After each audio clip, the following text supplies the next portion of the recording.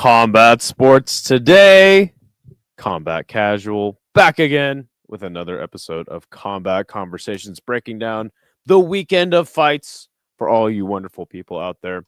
Phil, how are you feeling? I'm doing good.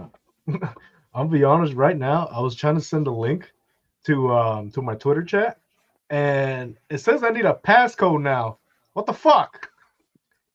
Twitter. Elon, what are we doing here? How did you feel about the weekend that was a jam-packed weekend of combat sports? I think it felt pretty good. I seen a lot of great highlights, to be honest. Like, especially from the UFC Qatar alone, like just the main card really was fucking spectacular. Like, I thought it was generally one of the best main cards of the year. Mm-hmm. The boxing card, which is the Ring 4 card, the main card, I didn't watch the prelims, but the main card was fantastic. The co-main event started off great, but then, like, Devin Haney, when you watch a Devin Haney fight, don't expect too much. I caught a little bit. I want to say I caught a little bit. I caught the Gable Steveson fight on Sunday. I ended up falling asleep and I saw the highlight. That dude's the truth, man. Did you see his knockout? I did not. I don't know if you can show it on here, but damn, bro, it was one of the sickest knockouts I've ever seen in my life. We'll talk about. You got it uploaded to Twitter? Yes. It was Quiet. It was, I forgot what the caption was. I think it was like Gable Steveson is definitely the future of heavyweight MMA. Because he cracked him with like an overhand right so fast, and then he like jumped right into like a straight freaking takedown, and he was already out. Like, he was out cold already when he took him down. That's how fucking fast it was. It was literally one of the sickest knockouts I've ever seen. There was BKB over the weekend. I'm not gonna act like I watched that card. There was just too much going on over the weekend. But I do want to give a shout out to Gustavo Trujillo, who is the Cuban heavyweight. He used to fight MMA, but now he's doing bare knuckle boxing. Used to be signed with BKFC, and he literally told Dave Feldman to go F himself and sign with BKB. Wow. And literally, I think he's the baddest dude in bare knuckle boxing, because that dude's 8-0 with 8 first-round knockouts. So right now, nobody's stopping him. I don't think Ben Raffo can beat him. Anybody. So that's that. There was Octagon on the weekend, Cage Warriors. Fortunately, wasn't able to catch those, I think there was LFA over the weekend as well. And I believe you caught your own special shows, right? Yeah, I mean, highlight of the weekend for me would have to be Deep Jewels. Every single time I watch Deep Jewels, it's so good. Japanese MMA promotion that's all women. Yep. And man, it is just, that's the best thing in women's mixed martial arts every single time. You got the craziest scrambles you've ever seen. Those girls are so limber and flexible. And you get brutal knockouts too on the Deep Jewels card. Like, so it's a very niche thing, pretty obscure, but man, I'm so glad that I found that promotion, because some of the best knockouts I've ever seen in women's mixed martial arts have come from Deep Jewels.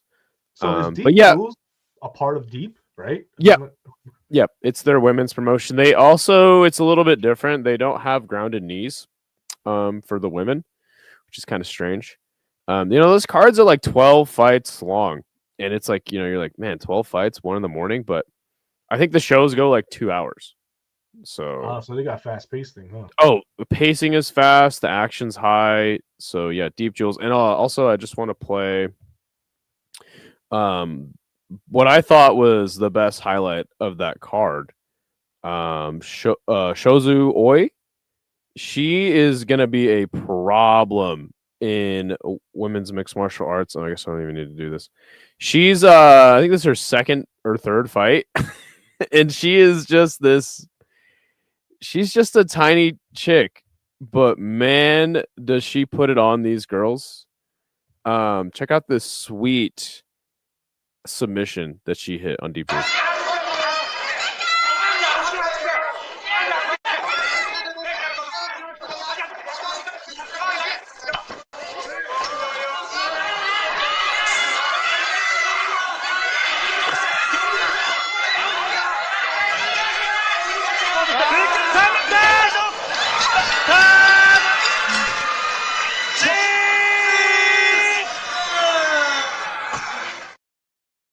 So sick, dude. So sick.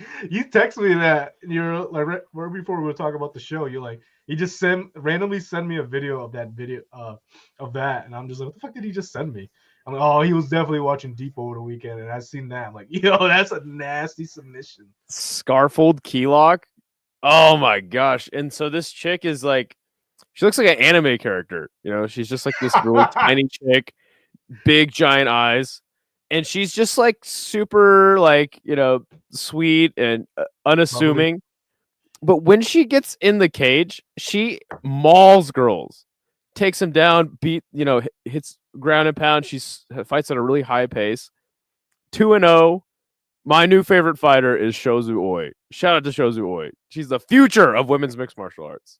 Sounds like a soy sauce bottle. Shows away. She's so fun, dude. Gosh, highlight of the weekend for me. Were you able to pull up that Gable Steveson clip or no? Can you send it to me? It's on my Twitter. I can't log into Twitter on my computer right now. So how do I send it? On the private chat?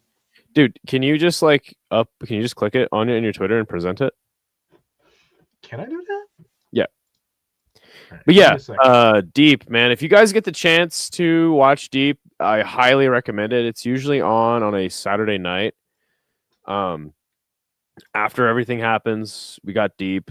By the way, I just wanted to say what's up to Going Round. Going Rounds. That's Big E, baby. What's up, Going Rounds? I hope Gable is able to transition into higher level opponents and keep that intensity and exciting fight style.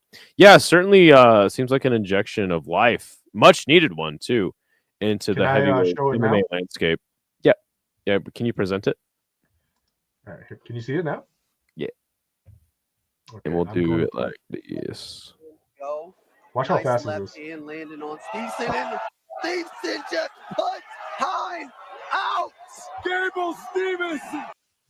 Damn, that's it's crazy because he knocked him out. Here's the down.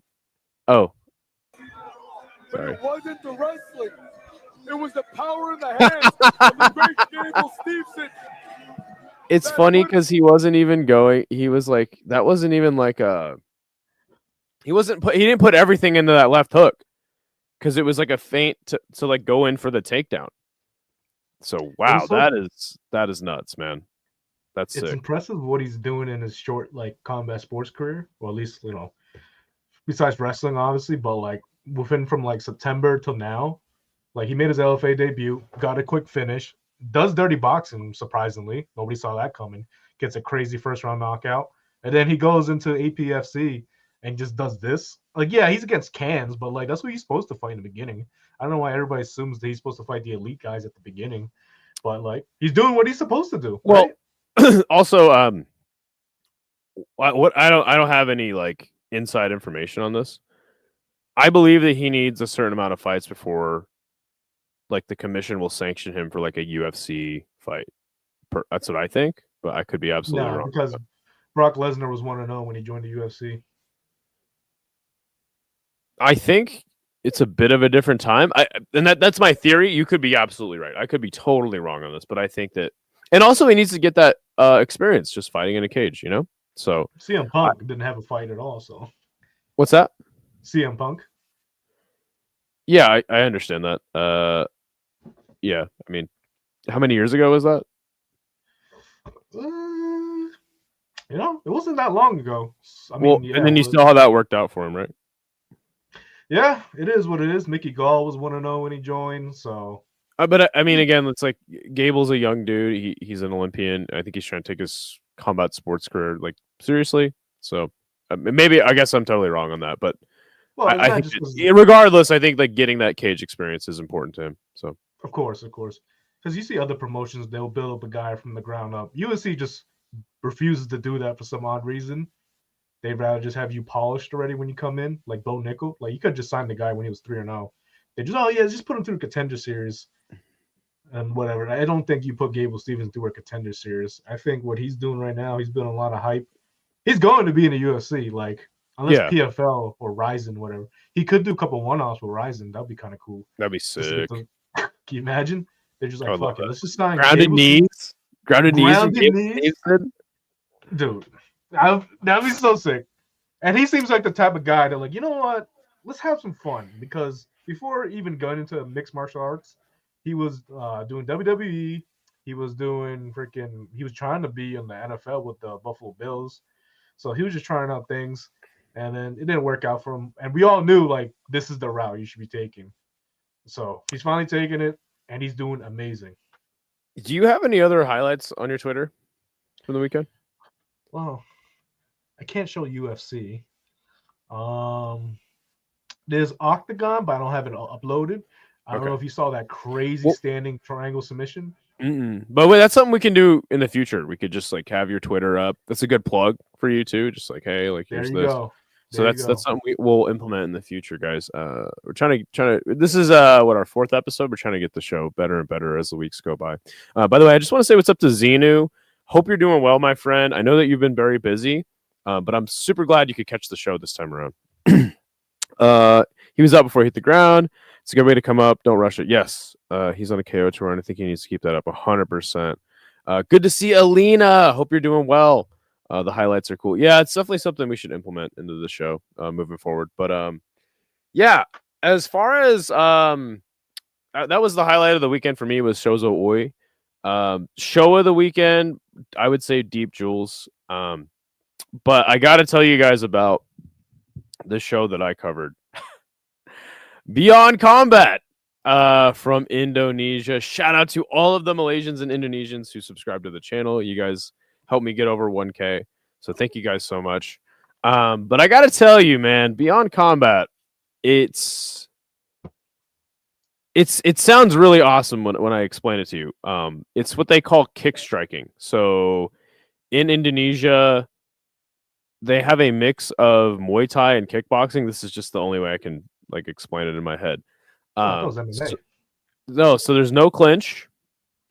I know sweeps, but elbows are allowed. So it's like hybrid Muay Thai and kick. I think it's just Indonesia's like version of Muay Thai, but they call it kick striking. So, yeah. And so the show was a grand total of 12 hours on the broadcast. 12 and hours? 12 hours. 12 hours? And they had, 10 hours, 12 fights. So, okay. So sucks, but. So Deep did 2 shows this weekend that were both 12 fights. They were done in in 2 hours. So what would happen was, and the fights were good. Don't get me wrong. I really, really liked the fights. They had a couple of boxing matches. This guy Ongan, super big star over there in Indonesia. He did end up taking the L in his fight against the Malaysian Lito. But so a fight would end, and then they would go to the desk for about 20 minutes, break down the entire fight, talk about it. And then like the fight would happen. It was so ridiculous. And then they also I'm watching the show. I'm like, okay, pacing's, I can do this. And then they go, it's break time. And they take a break for like half an hour. And you're like, half an hour? So they got intermissions every 30 minutes. Basically. And so then the pay-per-view portion starts. And I'm sitting there like, I got a solid 20 people in the stream. And I'm like, man, was this worth it? Because I was waiting for the pay-per-view to start. So I was like, okay, a bunch of people. Because their last show, it got 27 million views on YouTube. Jesus Christ. So I'm like, all right, like this is going to be worth it. So pretty soon, people just start filing in. They're like, how do we watch this? Blah, blah, blah. The event was $6 American on this app. And it's 60,000 Indonesian rupiah. And everyone was telling me, they're like, dude, this is so expensive. Like, this is way too much money. And I'm like, all right, I'll tell you what. You message me, you subscribe to the channel, you follow me on Instagram, and you send me a message, and I'll send you a link to my Discord to watch this with me. So I had maybe 70 people from Indonesia and Malaysia in my Discord watching this event with me. So they had a couple of So they didn't call you a influencer fights. scammer? Huh? They didn't call you scammer this time? No, not this time. No. So they had a couple influencer fights. These guys had like 500,000 subscribers on Instagram and stuff like that, you know? Which those were kind of lame. But the main event, Abdullah versus Ronald. The fight was not good. The fight was very bad. And so this go ahead. It's 3-3-minute rounds, right? If I'm correct. Yes, but I think the main event was 5. I can't remember. Anyway, so Putra the Malaysian. This show was taking place in Jakarta. Putra the Malaysian clearly won the fight. So they go to a draw. I said it's a draw. I'm like, oh, okay. And keep in mind the UFC is going. It's like noon, and I'm like, oh, thank God the fight's over, right? So they go, oh well, there is no draws in kick fighting, kick striking. So we're gonna go to an extra round, and I'm I'm usually hyped for an extra round in kickboxing, but I was like, oh no, I was like no, and I'm not kidding you. 20 minutes go by. They're debating on what to do. I don't know why. And then they end up going, Ronald, he's injured, so he can't continue.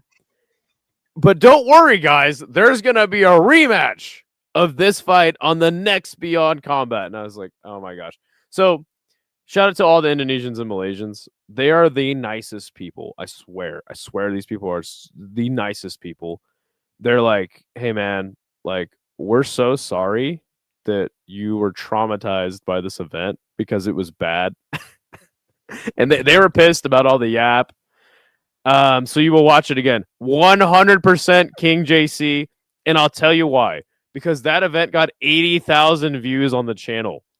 So every Beyond Combat, join me, Combat Casual, watch party for Beyond Combat. We're going all night. During the event, I took a break. And I literally fell asleep on my couch for 2 hours. And I just let the Be Right Back screen run. You know what? I think I hopped in on that. I'm just like, all right, where's bro? Bro's been gone for too long. He's gonna exit out. I dropped my like and left. It was ridiculous. Like I was literally asleep for 2 hours on stream, and I just came back, went right back to business. So yeah, we'll be watching Beyond Combat on this channel every single time it's live. What time did it start for you? 2 a.m. Jesus Christ, yeah, I ain't waking up 2 a.m. to watch Beyond. So it would have been 4 a.m. your time, right? And it ended, I think, after Cortez Acosta knocked out Gaziv. So you was dual streaming at the same time? I wasn't dual streaming. I was just watching the UFC on my TV, like, because I was like, no, screw this. Like, we're committed to Beyond Combat. I mean, you got them views, baby. We got the views, baby. That's all that matters. So yeah, man. That was my experience over the weekend. One championship was fun. I do want to ask you a question though, because when I watch One Championship Friday fights now, I notice what I feel like is a very suspect finish. Probably 2 or 3 fights every single card. I see a finish. I see a guy get knocked out. And it just does not look believable. Like a punch misses, the guy falls. I swear they're taking dives on One Championship Friday fights every single weekend. Thoughts on that? Well, I know Muay Thai has a history of taking dives, specific gyms getting paid to, hey, you're fired, take a dive for this fighter. I'm not saying I know they are, but I'm just saying there's a history previously. I don't know if one tracks that down. It is pretty difficult to track that down. Especially with the UFC also freaking having fighters doing dives, must be complicated to really track those down. You need really strong evidence. But I know for a fact that, like, in history, there has been, fights that have been fixed, especially back in the day, back in the 90s. We heard stories that some guys' records don't really show, represent who they really are, because you'd be like, oh, he lost the decisions to this guy, and then if you really go back in the fight, hold up, this guy, the other guy won, and then when money's involved, things get fixed. Yeah, man, I it's starting to piss me off because I love one championship Muay Thai so much. It's the most entertaining thing on a consistent weekly basis. But I mean, one probably doesn't even know about which fights get fixed. You know what I mean? It's hard to keep track. Well, I'm gonna try to find this highlight. I don't really care. This stream's already gonna get demonetized and stuff. But there's literally was this fight where a guy landed a knee to the body that just didn't land. And a guy crumples over, and I'm just like, yeah, I'll play it for you. But I'm noticing this every single weekend, and it's just starting to really, really piss me off. Hold on, here we go. Right here. And this is going to be from my Discord. I'm going to show it from there. By the way, good to see Dirty Hippo in the stream. He's yelling at me over something.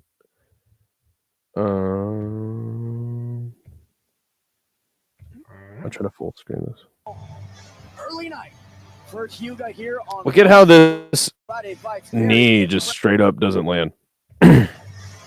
Right? First Huga here on one Friday. Well, that was the second one. Yeah, but the second one lands, but look, this knee crumples him over. Early night. First Huga here on like, one Friday. what are we doing? Was he previously? So I feel like. I need more. So some people were saying like, "Oh, well, a body shot landed before that," and I'm like, "Okay, whatever." I saw you comment. It's a fucking scam.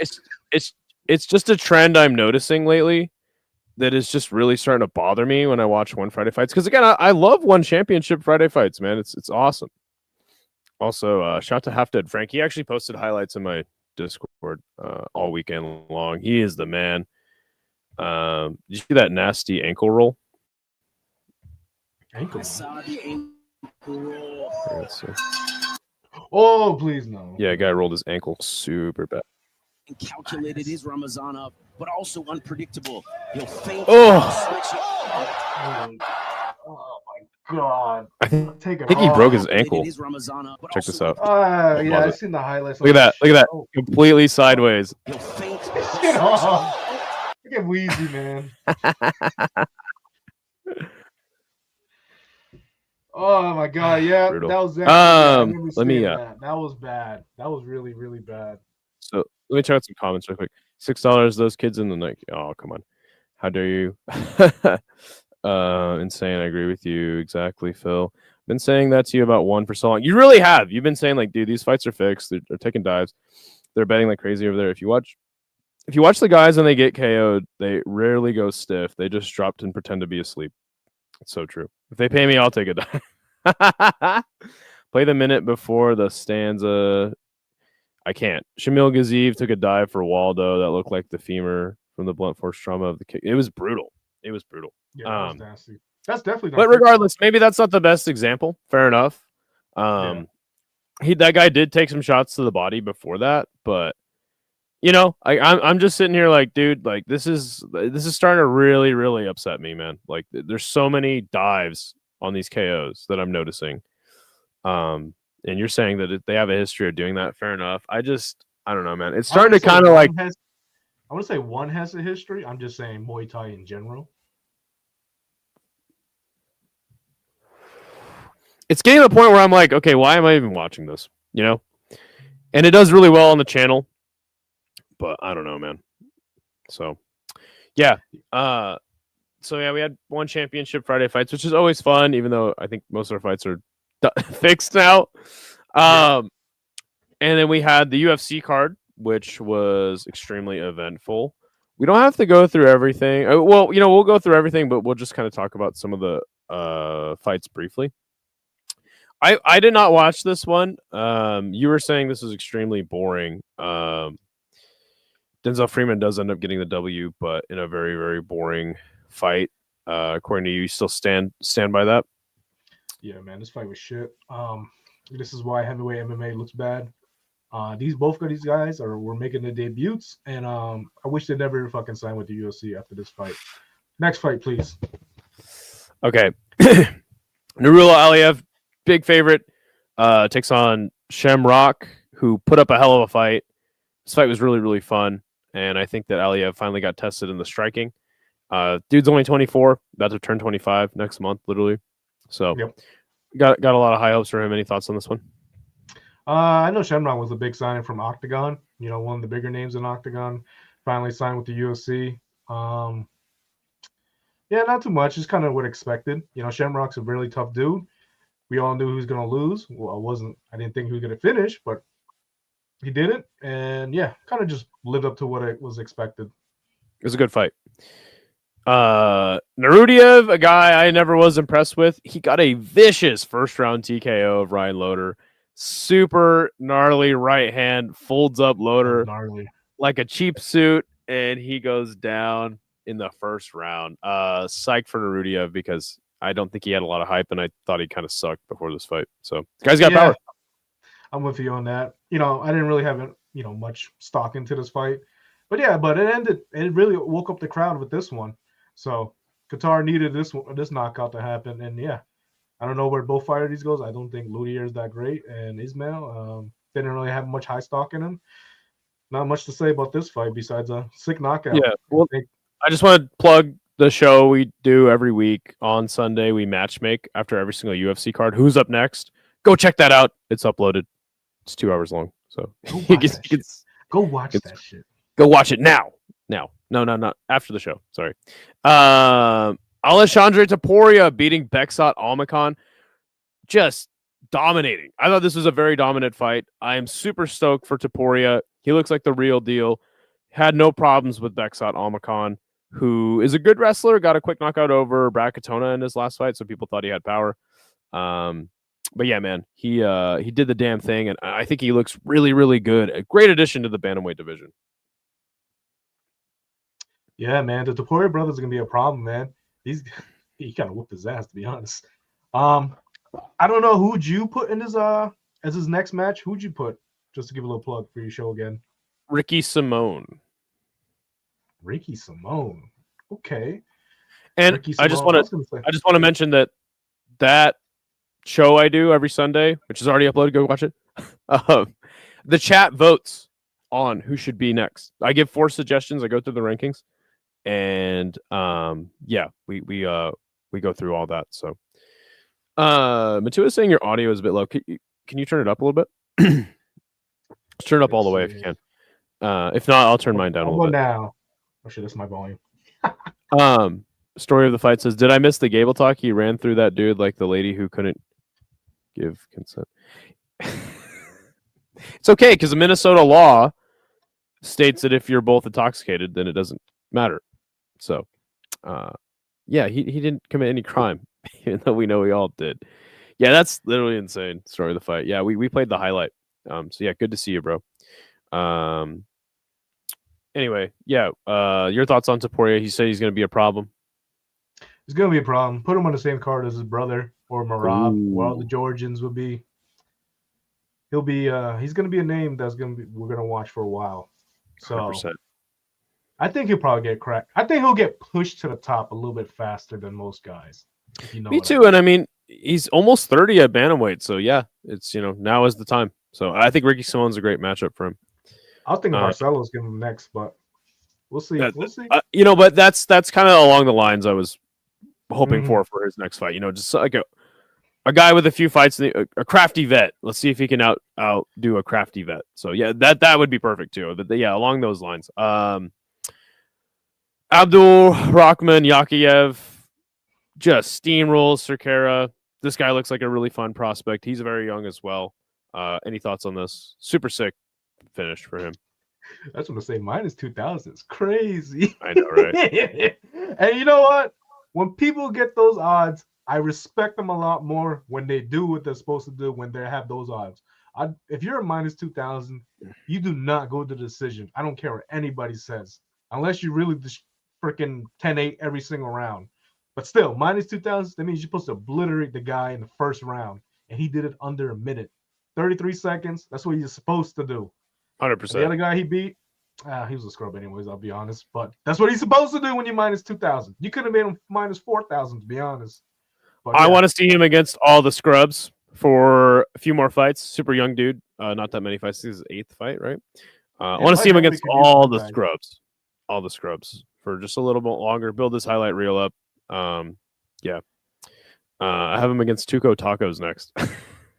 Because I hate that guy. All right, Asil Mabayev struggling with Alex Perez. I thought before the fight, I was you know what, Alex Perez, he's got a good case to win this fight. And he was. He was winning the fight. He's a very tough fighter.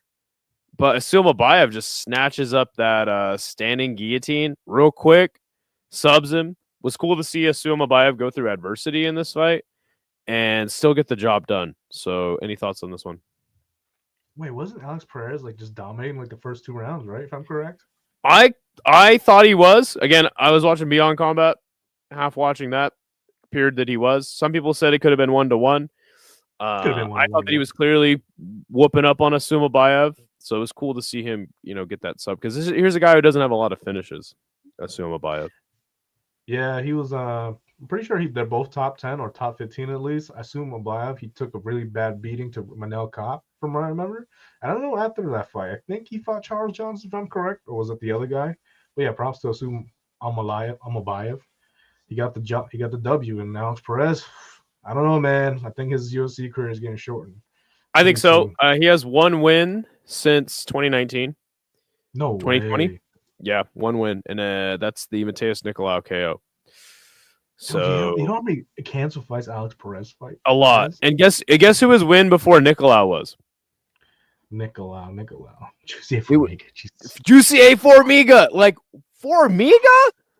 That fool has been in the UFC forever. So yeah, it's tough. It's tough, man. It's kind of crazy that Alex Perez fought Figgy for the flyweight title. Yeah, 100%. I mean, but he beat Formiga. Like, he was a good fighter, and I think Alex Perez is a good fighter. But it's just his days in the UFC are over. We'll talk about another person like that that I think is washed. Alex Perez isn't necessarily washed. He just can't get a win anymore. He still fights well. Yep. Good to see Denial. What are you talking about? He's talking in riddles again. All right. Well, what do you think are the hopes for Asil Mabayev? I don't think he's going to be like a top contender in the division, but he's definitely going to be a mainstay.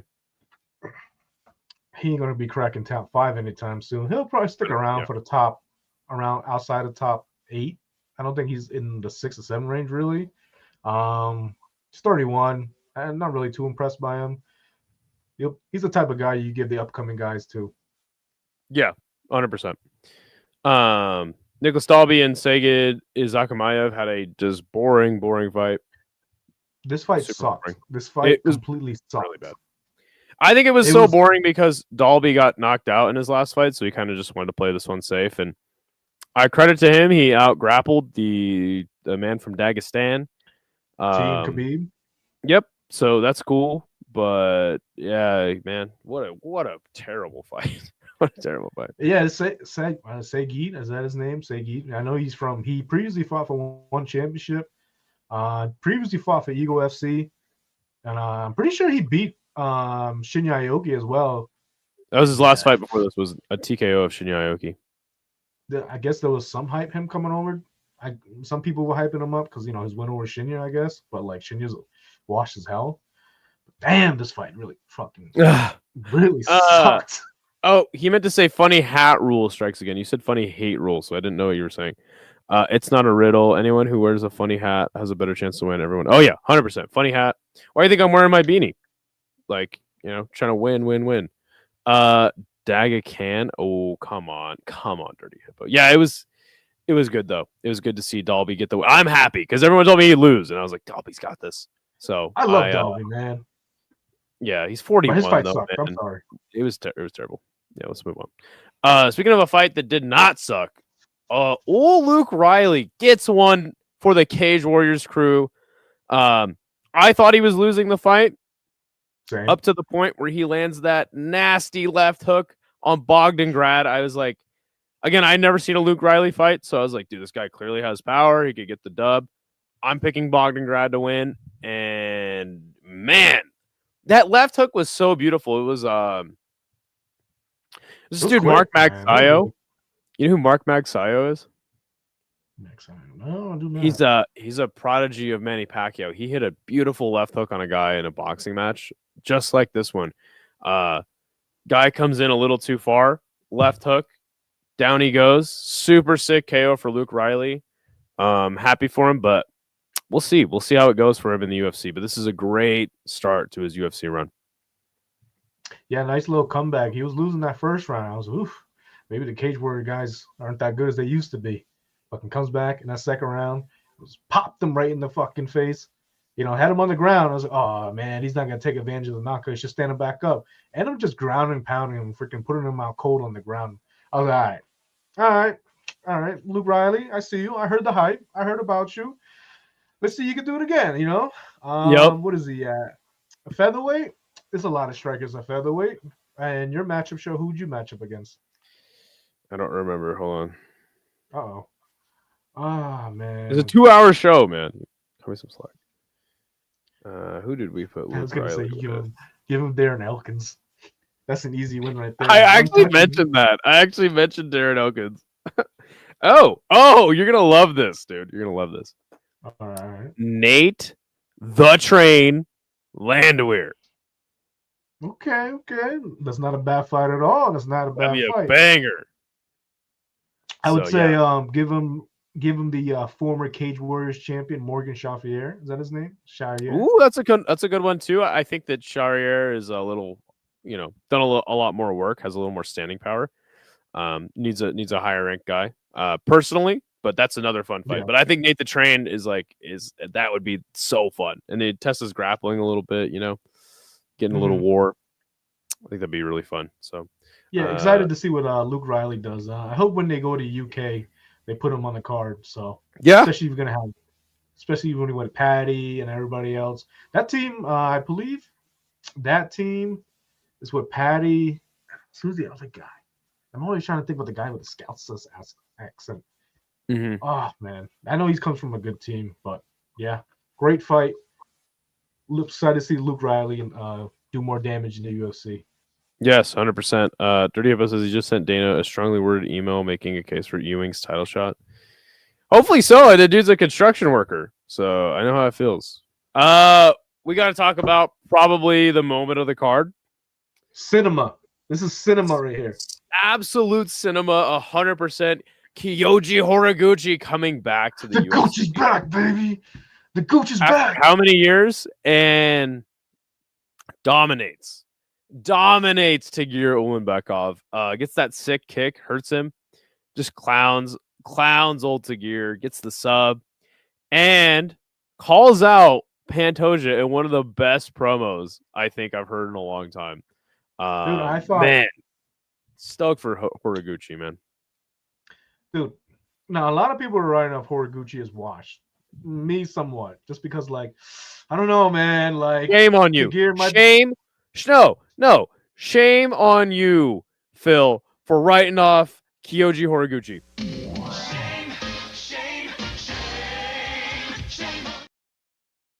Sorry, that was corny, bro. Don't ever do that to me again. I don't know. What do you have saved over in your computer? But yeah. Because you never know, man. The guy's 35 at flyweight, bro. And it's you give him, it felt like the UFC was just just give him a Dagestan and just right off the hype. He actually dominated this fight. Dude, yeah, oh my God. He landed some sick shots. I told my little brother who was in my room, I was like, watch this motherfucker right now. This is our people, our Asian people right here, brother. We're gonna root for our Asian man right here. That's and the third round, bro, he landed that freaking head kick, bro. And then he submitted him. I did not expect to submit him. I thought he was going to TKO him and get a decision and win. No, he took his back and submitted him. I don't know if he tapped. I think he decided to go out, right? If I'm correct. I think he put him out cold. Yeah, but the only reason why I say it is because when Kyoji let go, he kind of got back up. And I was like, oh, wait, did he tap or was it a verbal tap? But anyways, fuck. That promo, everything, he didn't give a fuck. Most guys don't ever call their teammates. Kyoji was just right on the mic. He's like, I want Pantoja. Give me Pantoja. Great promo. Yes. Great promo. dude, Kyoji Horiguchi. People were telling me he was gonna lose this fight, and he's washed. I'm like, dude, you guys are tripping. Yeah, he got knocked out by Pettis in a fight he was dominating.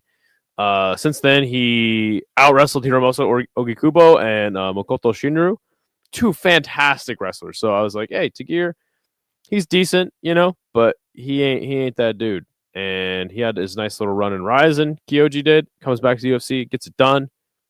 I am so pumped for Horiguchi. The issue with him though is that a lot of the top guys at flyweight are booked, and he's got to get one more fight in. Unfortunately, fuck all that. Fuck all Okay. that. The fight is next month. We're literally less than 30 days from Van versus Pantoja. Whoever wins that fight, it doesn't matter, right? You get Kyoji on the side, and whoever wins, like how they did with Van when he pulled him to the cage after he beat Brandon Royval. It's like, all right, Van and Pantoja next. That's how they should do it. That's how they used to do it back in the day. Have Kyoji on the side, walk up to the winner, and let's do it next year. Whatever card, April, January, February, whatever. That's the best flyweight fight to make right now. Besides, if you get Mokaev back, but I don't mind it. I don't mind it at all. But I want to give Kyoji Amir Albazi and have him just clean up on Amir, and that's what I want. That's what I want to see personally. But Listen, I don't mind. I don't mind.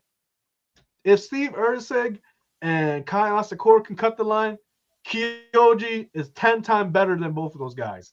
Give Kyoji the title shot next. Better resume. I understand. Good to see Andrew Nance. He's already whooped Manel Kopp's ass already. You can't tap face Khabib after he will shame you. Got to go to sleep. Let him skip the line. They put Asakura straight in, and Kyoji has a better resume. Facts, Erceg too. Yeah, I understand. I think he needs one more fight personally, but that's just me. A lot of movement at the top of flyweight right now, so I think that he needs to get my in the mix. videos?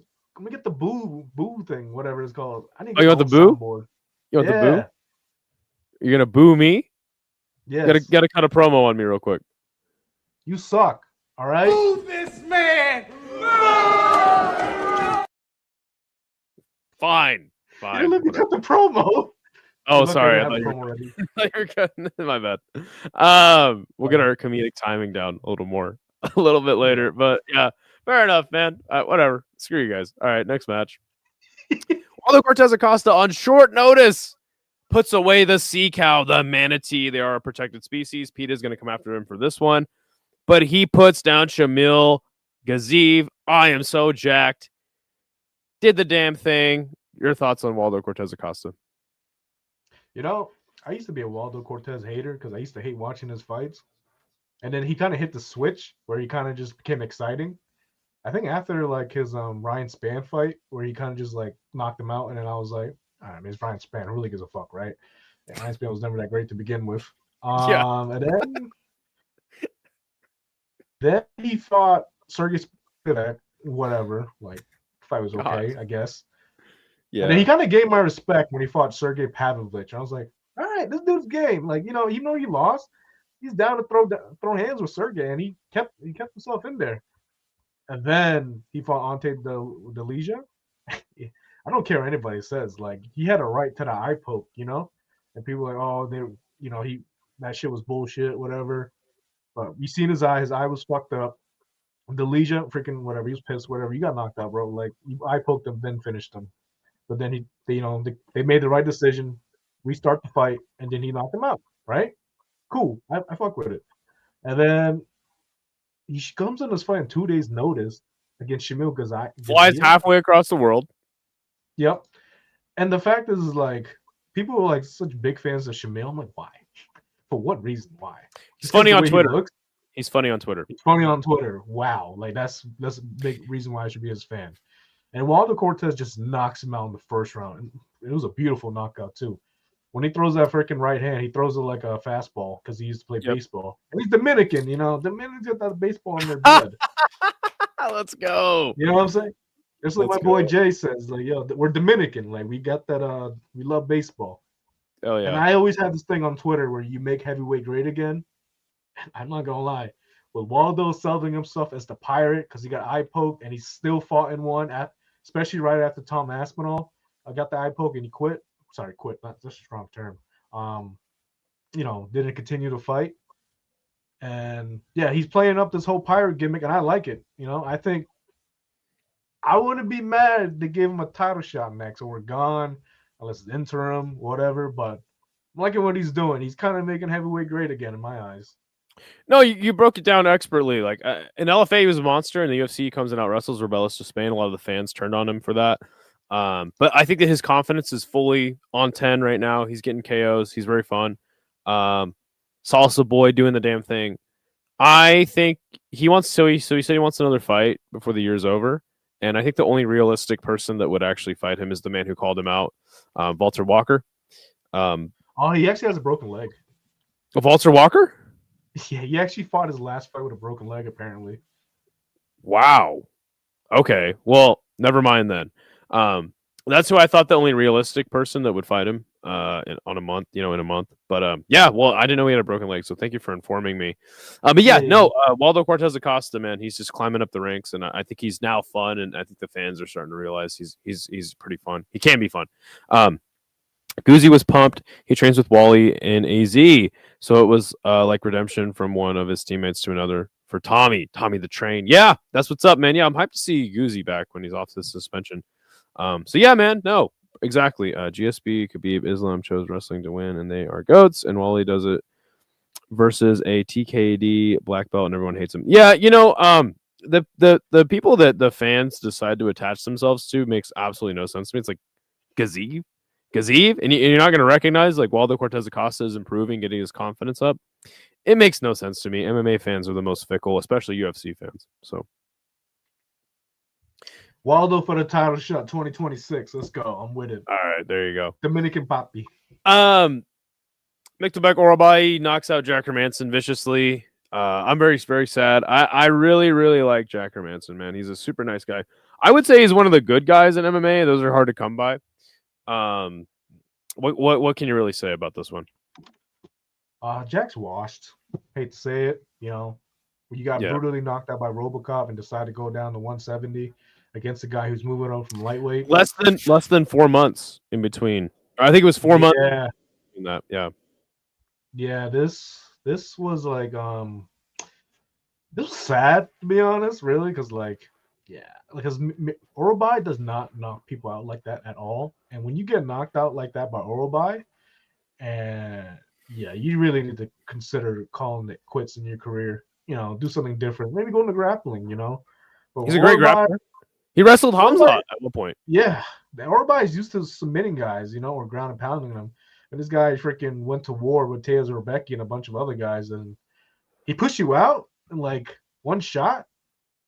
And yeah, it's over for Jack. I hate to say it, but maybe I get it. I think that Jack Hermanson is a great fighter and should be celebrated as such. I understand he's washed now, but yeah, he was a mainstay at the top of the heap of middleweight for quite a while. So he had some really impressive performances too.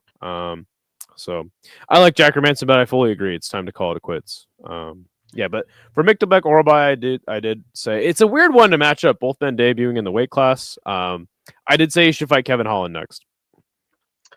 Orobai, I would give him. I would say Neil Magny, but he's already fighting Yaroslav Amosov. I'm pumped for. I'm hyped for that one as well. I was gonna say give him Nicholas Dalby, just another older veteran, I guess, because I don't really have much stock in this win. With Jack Hermanson, just understandable. He got knocked out easily against this guy who's not a knockout artist. So let's give him a little test. I think you do Kevin Holland for a shot at the rankings. So that's kind of how I'm going. Or D-Rod. I mean, well, he had a lot of really impressive wins at lightweight. Was doing the damn thing. So I think that I don't mind giving him a shot at the rankings in his next fight, personally. But yeah, I understand that your thoughts on that. One more thing. I think a sick fight will be him and Joel Alvarez. You ever seen Joel? Yeah, Alvarez? but I want to get them one more win in the weight class, and then you kind of build up to Miktelbeck, Orobai, and Joel Alvarez. I think that's a great fight, though. Shout out to Paulman. Been a long time since I've seen you, my friend. He donates the 2, doesn't say anything. Thank you so much, Paulman. You're the man. Hope you're doing well, my friend. You did mention Yaroslav Amosov coming to the UFC against Neil Magny. I love it. I love it. I love it. Undefeated until he fought Jeremy Jackson. Had one of the longest. Jason undefeated... Jackson. What's that? Jason Jackson. Oh, thank you. Thank you. Yes, you're absolutely. Jeremy Jackson is the guy that beat Nick Diaz. So, yes, thank you, Jeremy Jackson. Yes. And so a lot of people were telling me like, oh, this is what pisses me off about this. People are saying like, oh, another Bellator bum comes to the UFC. It's like, dude, Yaroslav Amosov is no joke. I know that Jackson beat him. Was that a title fight in PFL or Bellator? Bellator. Yeah. So, and I think that was the last Bellator card as well. But yeah, man. I think Yaroslav Amosov is going to be a great addition to the welterweight division. Yeah, I love that signing, especially. We all knew he was coming to UFC, just a matter of when. So it sucks that, the last fight he had was January, and he's finally getting another fight at the end of the year. But he's here. Do I see top 15? Yeah, top 10? Maybe. I don't know. Neil Magny's a great test. A great test for him. I think that's perfect matchmaking. I think that's perfect matchmaking as well. It is Milton Magny is unranked at the moment, but he's sitting around the top 20. I don't know how Colby Covington is still ranked, but I don't think Colby ever fights again. I think he'll get one more, but that'll be like his last one. But yeah, wait. You know what you do? You put Colby against Islam. Just why not? Next fight. No, come on, that would be awesome. The pre-fight build up to that would be fantastic. That's the fight I want to see. Buddha's man. Shame. Move this man. Yeah, I got 2 boos already. All right. Anyway, Volkan Ozdemir knocks out Alonzo Menafield. I think everybody picked this to happen. Menafield had nothing at all for Ozdemir. Ozdemir put it on him from the opening bell. Great win for Ozdemir. Just kind of maintains his place in the rankings, and it is what it is. Yeah, great. It's impressive that he's still in the top 10 after like almost 10 years. So yeah. Alonzo Menafield, he's not going to be ever top 10. He'll stick around outside the top 10. Maybe the highest will get is 12 in the rankings. He's 38 years old. There's not much left for his career. He's going to be reaching 40. Ozdemir probably never going to be top 5, but he'll be around top 8, around that range. I think I matched him up with Mirzakhanov for his next fight. That's a good test for Mirzakhanov. If he knocks out Volkan, then Volkan's kind of pretty much the gatekeeper of the light heavyweight division right now. You get through Volkan, you get to the top 5. Yep. So yeah, that's actually a great matchup for him. By the way, I just want to shout out Paulman. He said he's going to get married. Dude, shout out to you, man. Congratulations. I hope that everything works out.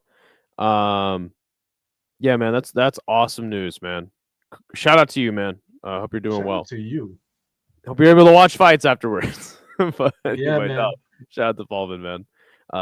Known that guy for a long time. We get to the co-main event.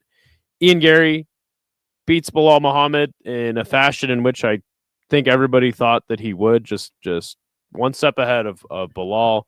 Bilal fought good, but just not good enough. Your thoughts on the fight? I thought the fight was a little bit closer than what most people think. I thought Bilal maybe won round 2 because I was talking to a couple of guys. Some guys thought Bilal won this round, and some thought Ian. But not mad at the decision. I don't feel like it was a robbery or anything. Like if Ian won, I'm not mad at it.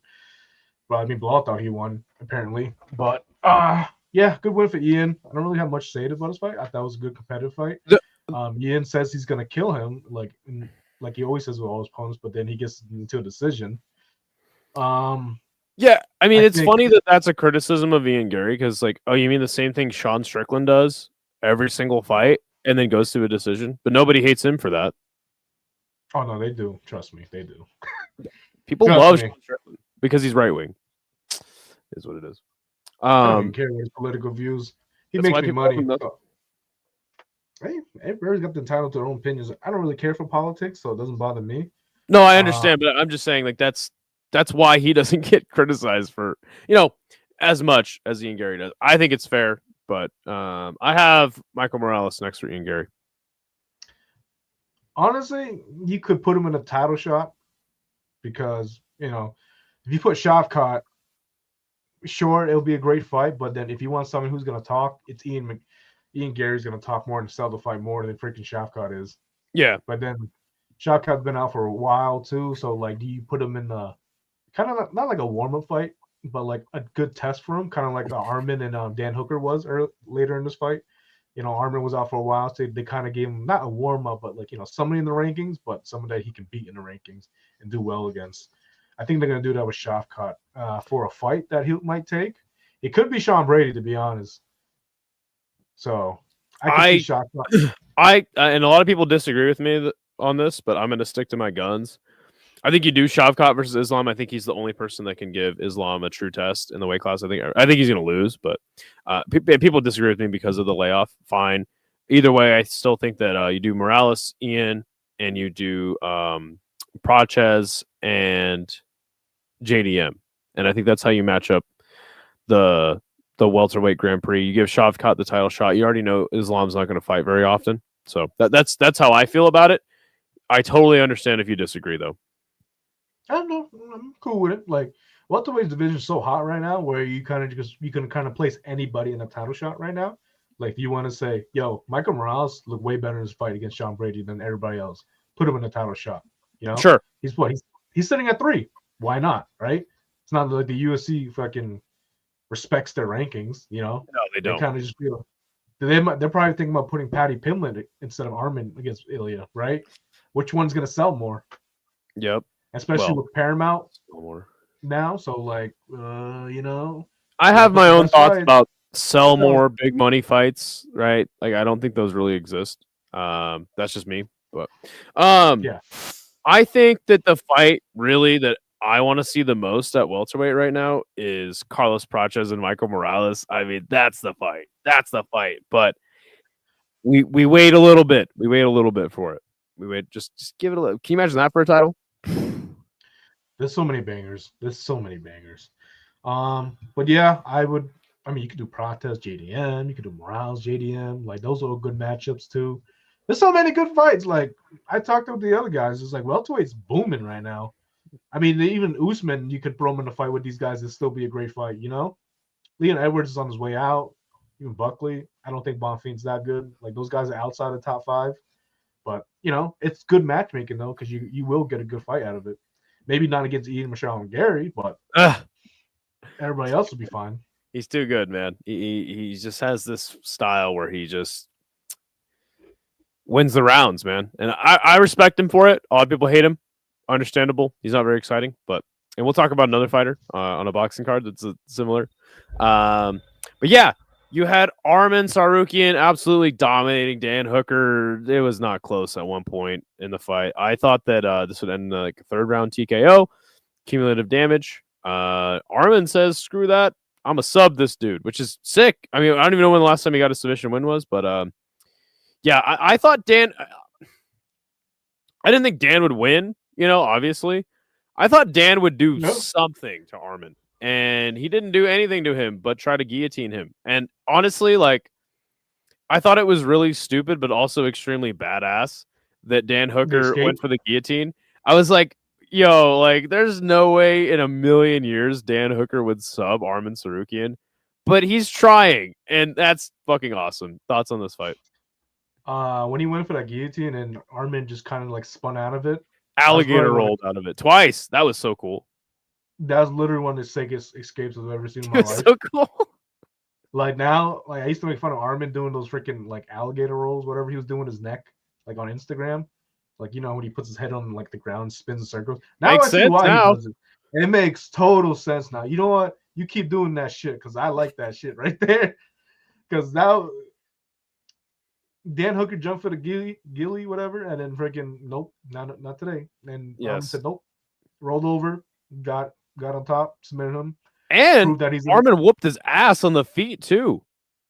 Yeah, yeah, Arman's just next. Just give him the title, man. Like, I don't give a fuck. Like, yeah, so definitely. The issue with that, and that's how I have a match to make on my show. The issue with that is that Ilya said he'll vacate if they make him fight Arman. And I'm like, Ilya's doing this thing again where he did this at featherweight where he's like, I'm not going to fight any of the top contenders. I only want to fight Max Holloway for the BMF title. And it's like, dude, like, it's like Ilya's so gangster. And then he says stuff like that. And you're like, dude, like, are you serious? So to me, it's like, let him vacate then. I think they'll make the fight with Patty, which I would like to see. But Arman is definitely the number one and most deserving contender. Give him Marvin. Just God, man, when you talk about Ilya, annoys the fuck out of me sometimes. I'm like, there's a thing about these champions now. They just want to like do. What happened to the defending the titles, man? We need to make these champions defend all their, like get through the division first and then move up. Becoming like a 2-division champion used to mean something. Now it's like, oh yeah, whatever. You know, because like now when you do champion versus champion, it doesn't really mean much. Like, I wish JDM defended his title a couple of times, and then you do Islam, but Islam kind of cleared up the division already. Yeah, but I understand why. But before we talk about the boxing card, Half Dead Frank did post some more KOs. We got this one from Cage Warriors, spinning back fist knockout. yeah. Let me see. This video is already demonetized, so just let us know if the screen goes black. So, yeah, check this out. They're at 3. Oh, oops. Yep. There you go. Give me 1 second. I'm sorry. Oh, wrong one. Oh no, it was already up. My bad. I didn't realize that. All right, yeah. Set the over under at 3. Bang. Super sick KO there. So we're gonna get this going. What a shot! Very, very nice. Let's do this. See if we can find any more. I heard that Cage Warriors card was really good. I wouldn't know. I missed the whole damn card. I've seen a couple of highlights. That's about it. Oh, also after the event, there appeared to be a little scuffle. Between Team Ian and Team Hamza? Wait, is this even that? No, this is a scuffle on the. Wait, the boxing scuffle. Yeah, what happened here?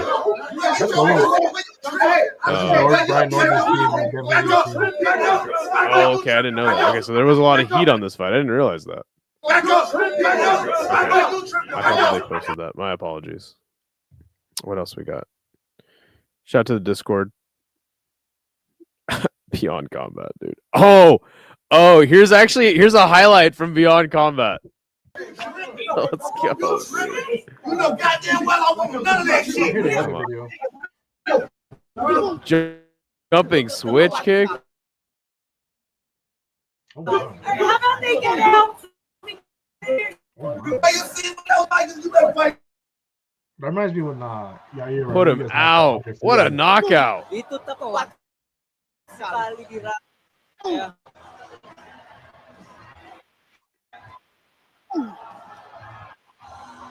Woo! Yeah, it's lagging on my side, but yeah, let's see if we got some more. It might be lagging, but yeah, sick jumping switch kick finish. I'm not sure if we have any more. Would you say that reminds you of what? Yair Rodriguez versus Andre Fili. Okay. Damn, we're already an hour in. Shit. I know. Yeah, let's keep it rolling. Okay, so yeah, let's talk about. Hold on, let me read some comments really fast. I've only seen children get up submissions like that. That's insane. Dude's flexible. Let the fighters do what they want. Fighters jumping weight classes fits more of how the UFC started. Yeah, I mean, I do want to see fighters defend the title though. At the end of the day. So, yeah, let's talk about the boxing card. Did you watch any of this? I watched Abdullah Mason Sam. Is Noah case? Noah case?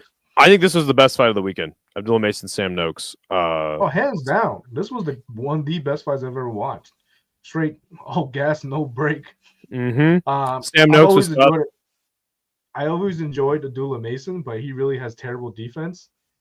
And I wish he worked on it more, but he's only 21 years old. He's going to be 22 soon, and he's going to be the one to watch. I think in like 4 to 5 more fights, hopefully he gets more polished. To be honest, because his offense is great, but his defense, whew, man, you can see that dude getting knocked out pretty soon by, I guess, a heavy hitter. I seen him get dropped a couple of times in a fight. But Abdullah Mason got his first world title, WBO World Lightweight Champion. Gets a tough, I believe he's Australian, no, English fighter. But yeah, Abdullah Mason, he's going to be a problem in the division. Just needs to work on his defense because he's getting cracked a little too much for my liking. And he's one of those guys that like kind of just throws the game plan out of the throws a game plan out and just says, "Fuck it, I'm down with crap." For the first couple rounds, he was very polished, and then he started to oblige Sam Noakes in the pocket. That's what I mean. And there was so many times where Sam Noakes looked like he was done, like he was gonna just get TKO'd, get out of there. But he would just have this like burst of energy and just put it on at Abdullah Mason. Fun fight, best fight of the weekend. If you guys missed it, go back and watch it. Yes. Stoked to see. This is my first time ever watching Abdullah Mason box, so I thought it was really, really fun. Highly recommend watching him fight. Bam Bam Rodriguez. Not much to say here for me. I thought that this fight wasn't very good. Personally, Felt like a sparring match. Yeah, and I haven't watched Bam Rodriguez fight much, so that's on me for just catching up. I thought for a guy that they say is one of the best fighters in the world right now, like literally, like I heard arguments from like Chris Algieri saying he should be fighter of the year last year. Fair enough. I just was. I'm not gonna say I was like unimpressed, but he was dominating this guy the whole fight, and I was like, man, like when is he gonna knock him out? Kind of lulled him to sleep and me, and hits him with that counter left hook, puts him out. Nice finish for Bam, but just the fight was not very entertaining to me. Your thoughts on this one? Yeah, I felt like a sparring match, to be honest. Like, but the thing is, Bam makes it look so easy. It looks like a sparring match. Like he didn't really have to try in his bout. That's what kind of like was him in every fight. Like he really doesn't have to try. I think there's a lack of competition in his division. I think he should be moving up where he's gonna fight like the guys like Junto Nakatani, Tenshin Nakasawa, whatever, and then what's his name? The guy who just beat Tenshin, Takuma Inoue. Like that division is where I'm at right now. The division he's in right now is just not that great, but he's pretty much gonna grab the title and every title in this division and then move up. So, which I believe he already has. I mean, this was for the Ring Magazine, WBC, WBA, and IBF. So I guess he only needs the WBO. There's so many titles. I don't know which one he's missing, but it might be that. Be the WBO. The ring rankings right now. Because he is at junior bantamweight right now. There's not a lot of guys in this division, man. Like he kind of beat already like 3 or 4 of those guys, I believe. And the division above where he goes to 118, there's just so many better fights for him to make, especially a lot of those Japanese fighters, that you see on those top rank cards. And a couple of like foreigners as well, like Jason Maloney, Antonio Vargas. But you'll see them like Seiya Tatsumi, Daigo Higa, Takuma Inoue, Yoshiki Taki, who is also a former K1 champion. So oh, wow. Which is more, yeah. So a lot of guys above his division that I would like to see. And then above that, you have Inoue's division, which is like 7 pounds up. So I just rather see, right now for me, I'd rather see Bam move up and fight either Nakatani, Tenshin, even Jason Maloney, or even what's his name, Takuma Inoue. Yeah, it seems like he is a big lack of competition for him because he already beat all of them. So yeah, great boxer, but not a fun fight. Not a lot of resistance. Fun fight for about 3 rounds. Devin Haney versus Brian Norman Jr. Everybody was telling me Brian Norman Jr. is gonna knock this dude's head off, and I was like, Devin Haney's damn good. It's Devin Haney who drops Norman. What was in the 3rd? I was like, man, like let's go, Devin Haney. He might get a finish here. No, sirree, Bob. That is not Devin Haney's style. He said, nope, I'm up. I'm gonna cruise, and he did all the way into the 12th round. Devin gets it done. pissing all the fans off in the process. I'm sure Bill is over there somewhere like, my son is the greatest fighter to ever live. Yeah, he got the job done. Devin the Dream Haney. Yeah, he really had me going to sleep and dreaming. So it's a perfect name for him. He looked good in the first 3 rounds. You know, I mean, he looked good throughout the whole fight. But I think once Brian Norman got cracked, I think he kind of realized, holy shit, like Devin Haney can crack. But he and it seemed like he was kind of tentative too, like a little gun shy after that. He was like, maybe I think he really underestimated Devin Haney. So Brian Norman's 24. Wait, is he 24? Yeah, he's 24. He'll be back. He's a fun, exciting fighter. But Devin Haney's just proved his levels to this, and he kind of just outclassed him. I felt like Devin Haney doesn't have that killer instinct, which kind of irritates me. Kind of plays it safe. Surprisingly, Ryan Garcia is the one that freaking made him look like an amateur. I know, right? But maybe that's just how good Ryan Garcia is when he's on the juice. When he's on the juice. Devin's on the juice too, let's be honest. He could be, to be honest. But yeah, Devin Haney, he's probably going to get like Mario Barrios next. Mario Barrios. It's a good fight. Who's like who else? I don't know. To be honest, like the division's kind of whatever to me. Maybe Rohan Polako. I would like to see Devin Haney versus Conor Ben. I would like that fight a lot. It's a fun fight. I think they could do that in the UK or maybe the US. I don't think it would happen in the US. Actually, no, it might happen in the US. Just because the way Haney's team is, they want to be the A side. But yeah, I think Turkey would make that fight too. They'll probably end up being Saudi Arabia for whatever reason. 100%. But yeah, I'm on to the next fight. Benavidez knocks out Anthony Yarde, just like I said he would. Also, round 1, you owe me $5 because I told you Benavidez would knock out Anthony Yarde. He said no, he win a decision. I was like, nah, son. David Benny getting that KO over Anthony Yarde, and he did. Good for him. Anthony Yarde's washed. I don't know. I guess Benavidez got to get a fight with Bivol, Beterbiev. Your thoughts on this fight? Yeah, it was just straight ass whooping, to be honest. Backed up Yarde most of the fight. Actually, majority of the fight, to be honest. Credit to Yarde, man. He really he threw some hooks, but he's just too damn slow. I like Anthony Yarde just because he's always in a great fight. Ever since I watched him against Beterbiev, I'm like, yo, this dude's a scrapper. Mm-hmm. But he is getting old. He is 34. You know, he ain't really the beast from the East anymore because, you know, we got the monster on the other side, El Monstro. At 28 years old, David Benavidez. The Mexican monster. I'm going to say it right now. David Benavidez is like top 3 favorite fighters right now, currently watching. Yeah. I've never been bored watching him fight. Ever since I watched him against Caleb Plant, I said, I'm a fan, man. Like, this guy just comes and brings it. He has that true Mexican style. Like, maybe Canelo was ducking him because this is a big guy. Yeah. The fact that he's, you know, he was at light head, what was before? Middleweight. Super middleweight. Dominating. Super middleweight dominating. Goes up to light heavyweight, you know, gets a couple titles. What kind of threw me off, right? So, mind you, he wants better. People been, you know, matchmaking him against Beterbiev or Bivol. And then he gets on the mic. Guys, I have an announcement to make. On May 2nd, I'm moving up to cruiserweight to fight Zorro Ramirez. Wow. Hold on. It's funny enough because Ariel like quoted us on one of his posts because he was like, "Oh yeah, we got to do Bivol or Beterbiev next. It doesn't matter." And he goes, "Oh, never mind. I guess he calls Zerto." But Zerto's a great fight. 2 Mexican fighters. Yo, Zerto was in a big fight a while ago. Who was that against? Was that against Bivol or Beterbiev? So back when he was at light heavyweight, he fought Bivol. That's his only losses to Bivol. Yeah. But then he moved up to cruiserweight and he beat CBS, Chris Billiam Smith. Okay. That was on like the I forget the name of the card. It was like a Mexican themed Saudi Arabia card. Interesting. It was a good fight, but Zero kind of dominated him. But he got the I fight. think that Zerto has fought a lot of cans. Because his record was like what, 35-0 or 36-0? Something like that. Or it was like 41-0, I think, when he fought Bivol.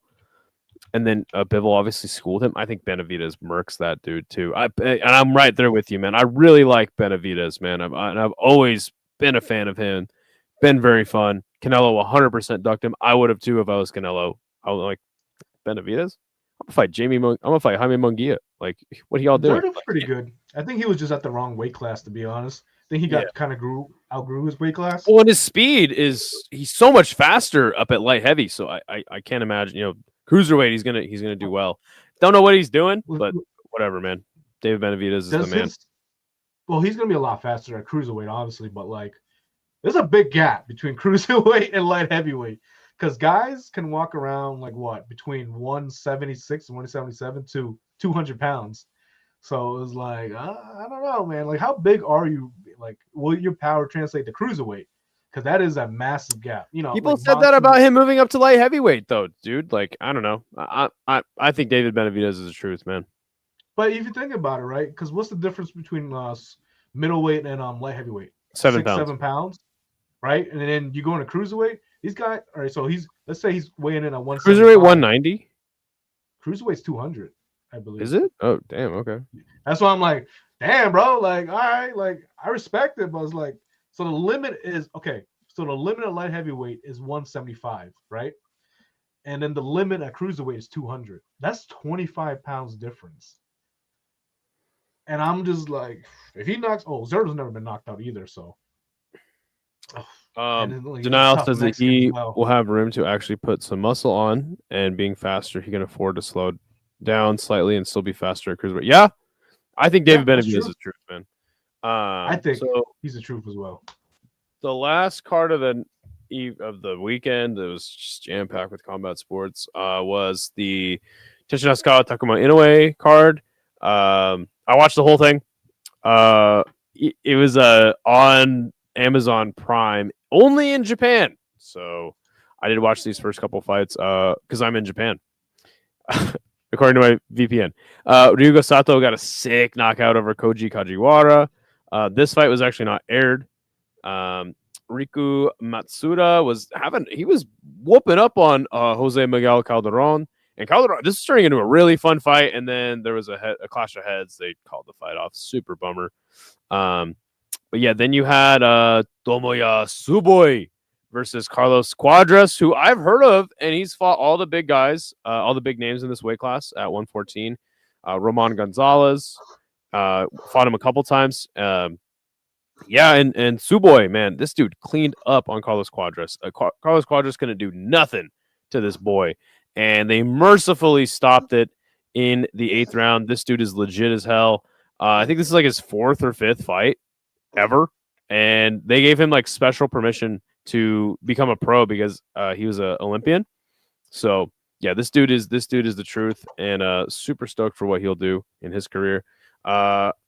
Rais Alim got a decision win over Mikito Nakano, and Nakano was a favorite in this fight heading in. He had knocked out all of his opponents but one, and Alim just put it on him, showed him that herky-jerky, dance around the ring style, landed a lot of nice shots on Nakano, who could never, ever land a glove on Alim. Was a masterful performance from him. And then, of course, you had the big fight of the night. Everyone was hyped up for it. Was Tenshin Nasukawa versus Takuma Inoue. You're saying you didn't watch this fight, correct? I didn't watch this cold card at all, man. I got work Monday morning, man. Fair enough. I watched this whole card and then I fell asleep during the main event. So sorry about that, everybody. But yeah, Tenshin looked really good in the first. He won the first. Takuma Inoue, he had started to really just figure out Tenshin. Tenshin is very limited in his skill set in boxing. And also Tenshin was he was really hyped to be there, man. You could tell he was just like stoked to be there. He's having a lot of fun, kind of celebrating a lot after every round. But again, Takuma Inoue just has more tools in the toolbox and figured out Tenshin was keeping him at range when he wanted to, getting on the inside and landing combinations when he wanted to. Tenshin was just one step behind, basically, during this whole fight. And a plus 400 underdog, Takuma Inoue, beating Tenshin Nasukawa. And Tenshin's only 27, man. I think he's got time to improve, but I don't think he'll ever go back to kickboxing, which is what I want him to do. But I understand it's like, he's 42-0. Like, can we just give this guy a break? Let him just let him chase his dreams in boxing, I guess, right? Yeah, I mean, especially being at 117, like who's really for him at 117 to make him go back into kickboxing, right? Yeah. 118, 120, whatever. Like Takeru fights at 135, Rotang fights at 135, Superleg fights at 145, Yuki Oza fights at 135. Like there's no names below him. Maybe one of the Osaki brothers, I think, who it was, but I don't think that's big enough name to make him jump back to kickboxing. I don't know, like a random Thai dude. I don't know, maybe Nautica. Like Nautica fights at 115, but like is Nautica big enough for him to fight? Especially he does Muay Thai, but you know how one likes to do things like keep him in freaking Muay Thai and kickboxing. But there's just really nobody for attention to go back into kickboxing. Really, I don't really care for any of those matches. Like I want to see him versus Rodtang one more time, personally. Yeah. But Chatri has said the tension has already talked to him, and he's already making that fight happen. It's in the works. I don't believe him at all. That is the only fight that I would be interested in seeing Tension do. I mean, he's done everything he could possibly do in kickboxing, man. Hey, man, there's still time for MMA. He's 4-0. Yeah, I guess. If I don't he care wants to about be the MMA. global superstar, if don't he care. really wants to be a global superstar, he'll do it in MMA and he'll do it in the UFC. Yeah. Come on. At 125. Can you just imagine him and Brandon Moreno just fucking boxing, just straight up fucking hands and kicks? The kid's a prodigy. Give him props. No. I'm done. I'm done giving him props. Anyway. You got any no, I'm not doing it this time. You got any headlines for us before we wrap it up? Dakota Ditcheva is back she's back on February 7th against Denise Kielholtz, I believe that's her name. Former Bellator. Denise Kielholtz is a good fighter. Way too small for Dakota Ditcheva. Denise Kielholtz was actually a kickboxing champion at one point. Yep. So that is interesting. Denise Kielholtz is very, very fun. Way too small for Dakota Ditcheva. She's going to clean up on that chick. But glad to have Dakota back after an injury. Exactly. Hey, she's getting her back in the fights, which we want. You know what I mean? People are like, oh, she gets a can, man. Who really cares? She's back. That's what we wanted. They're stacking up that card. They got Usman or Magomedov versus Alfie Davis for that card. Sorry. What's his name? Shamil Musayev versus Ramazan Karimov. I can't even say his last name. I haven't seen that dude fight in almost a year or two. He was the Bellator welterweight champion that nobody remembers now. Well, Shamil popped for steroids after his win against Logan Storley. Yeah. Did he pop for steroids? Yes. I don't think so because he won the tournament. I could have sworn he popped for steroids after that. I could be absolutely wrong. Could be the other Dagestanian guy. Okay, my apologies. Go ahead. I'm sorry. Yeah, one of those Dagestanians. But I would like to give props to PFL. They're actually doing a new take on their promotion next year, which they have a new CEO. Apparently. But Peter Murray was the CEO. I think it's only the CEO of their international events. I think he's only promoting them. I think Don Davis is still in the mix. No. So Peter Murray was the CEO of PFL, and then he switched to international events. Okay. Because they was more focused on the tournaments. So the international cards are just going to be tournaments, and then like the US based, the main PFL roster is going to be like all those big fights, run like a normal MMA promotion. No more tournaments. And Don Davis is still the president of that, correct? Well, I don't think he's the president per se. He's kind of like the investor. Okay, he's still going to be the guy though, right? Because people were saying, oh, they got a new CEO, so Don Davis is out. I was like, I read the article. I was like, it doesn't say anything about that. Yeah, he's more just like he's like chairman, but I think he's taking a backseat role and just letting John Martin do his thing. And cool. So now Martin's putting his vision to the PFL, and I think fans gonna be more accepting of it. They already announced 4 events: Dubai, Chicago, Pittsburgh, and Spain. They're going to Spain, which is big because their middleweight champion is Castelo Van Steenes, and he beat Johnny Ablin in that crazy comeback. So I assume that Castillo is going to headline the card against either Johnny Ablin or Fabian Edwards, one of those fights in Spain. So that's a big thing. Chicago, of great for them. We're gonna have boots on ground for that event. Pittsburgh probably too. So maybe Dalton or Rasta will be on that card. I think he's from Pittsburgh as well. So Okay. I just want to give props to PFL. I think they're gonna have a big year coming up next year. I think this is what fans want to see, you know. So yeah, props to them. I don't think everybody hates the PFL. From my side, I'm constantly screaming at a wall that PFL is good for the sport, and I want them to do well. Always will be. People go, But well, PFL, they're gonna fold. I'm like, See, I never okay. say that. So I'm like, hey, listen, if that happens, it's gonna be a bad day in combat sports, and you guys are gonna miss PFL. Exactly. I heavily criticized them just because I wanted them to be better. Because you acquired Bellator, and you did really nothing with it. Like you kind of just acquired the mid talent, I guess, not the mid talent, but like you lost the champions. You know, we want to see champions for champions, which they did, but it wasn't as good as we thought it would be. But whatever. I don't want to get too much in depth with it, but like, fair enough. You know, you made a big move. Now you consider now the number 2. Like there's no question that you're number 2. Unless Rise fans want to say they're number 2, but like roster wise, they ain't number 2. Well, again, it's a whole long conversation. There's promotions like KSW, Octagon with a K and C that are doing really well. But yes, as far as like fan sentiment and like the big names, yeah, you're absolutely right. Number 2. Okay, but yeah, that's it for me. It is getting pretty late for me. We've been almost at an hour and a half. Yeah, I do. Before you go, I want to quickly ask you, what do you think Rico Verhoeven does after vacating his Glory title? Fuck, I forgot about that. First of all, quick shout out to Giorgio Petrosian, who just recently retired. Oh, yes, he got a win in his retirement fight. Yes. Yes.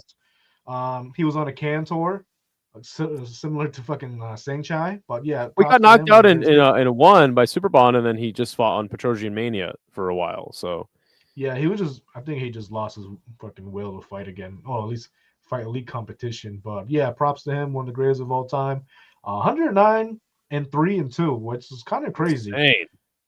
I actually seen both his losses, so they're pretty bad.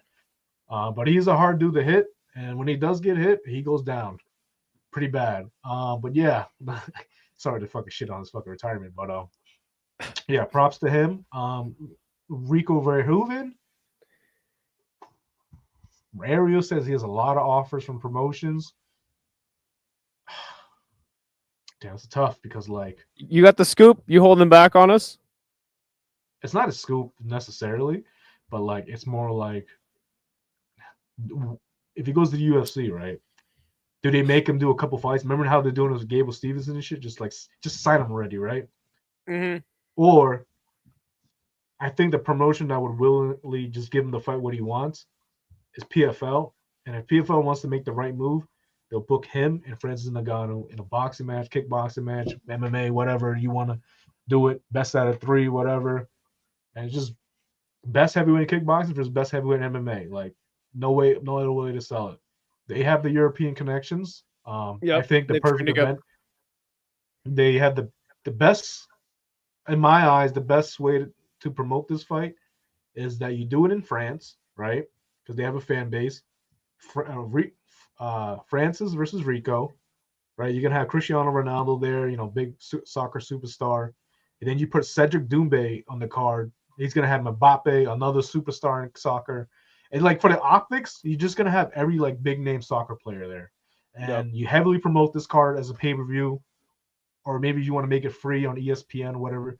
If you're gonna do it on ESPN, you do it on big ESPN, not no ESPN whatever sub app, whatever you got to do. ESPN, like the main one. Yeah. Yep. PFL has so much French talent they could put on. I want to see Rico go to K1. I know it's not going to happen. I want to see him win the K1. That's the only thing he hasn't ever done in his kickboxing career. So, the other option I want to see is I want to see Francis Ngannou versus Rico in fucking kickboxing. I know it's not going to happen. I think it's going to be in boxing, as you said. That's probably the most likely thing to happen. I've been hearing rumors about Rico in the UFC. I do not have high hopes for Rico going to MMA. And he has had MMA fights before, correct? Just one. Yeah, just the one. I don't think it's going to work out well for him. I understand that Rico wants to get paid. I personally don't feel like Rico has the motivation anymore. He's done everything in kickboxing besides win K1. Win the K1. Rico, damn it, I'm a crazy kickboxing fan.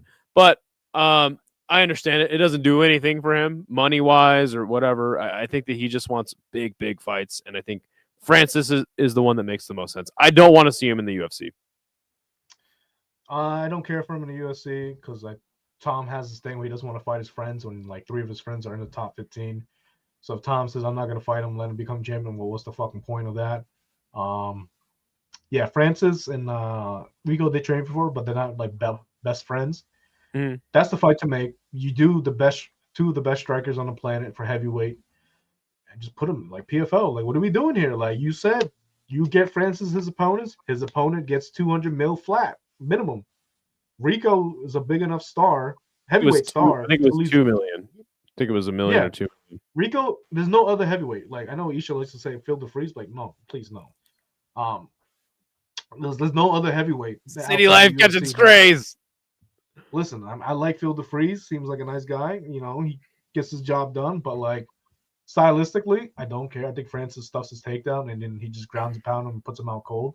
At least with Rico, he's a threat on the feet. You know, might be not so much in the ground, but at least hey, the fight starts on the feet. Let's see what happens.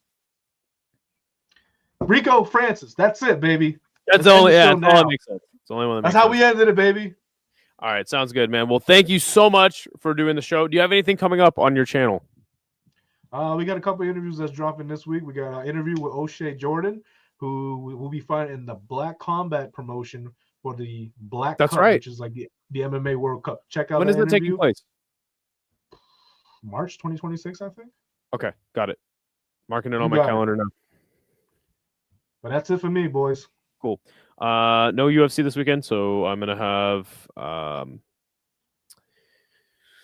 a little bit lighter on content this week. Also, Thanksgiving weekend. Hope you guys all have a great Turkey Day with your family. Yeah, man. Let's get the hell out of here. It's been almost 2 hours, man. Let's get out of here. Peace. Shout out to everybody. Go subscribe to Combat Sports Today on Twitter, on YouTube, and subscribe to Combat Casual. Doing a lot of fight campaigns, a lot of content. Let's wrap it up. What the hell? Yo, the sign is real simple, B. It says wrap it up. Wrap that up, B. I don't think that's a good idea. Man, you want some too? You better wrap it up. You better wrap that gavel up, B.